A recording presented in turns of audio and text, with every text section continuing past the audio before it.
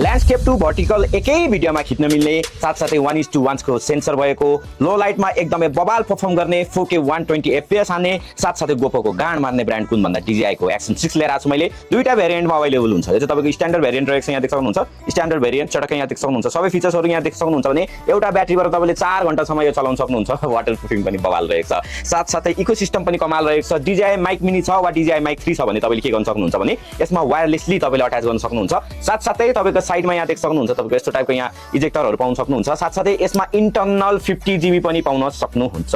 External त तपाईले जति GB को कार्ड राख्दै नि भो, इन्टरनल पनि तपाईले कति GB युज गर्न सक्नुहुन्छ। 50 GB तपाईले यसमा सपोर्ट गर्छ भने बबाल रहेको छ।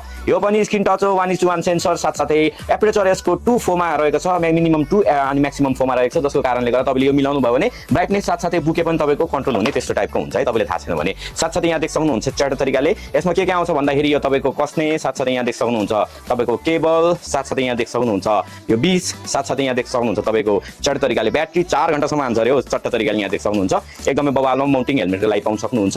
एकदमै राम्रोमा JNT टेक्नोलोजीमा एक्सन 6 आइसक्यो, ध्यान चाहिँ।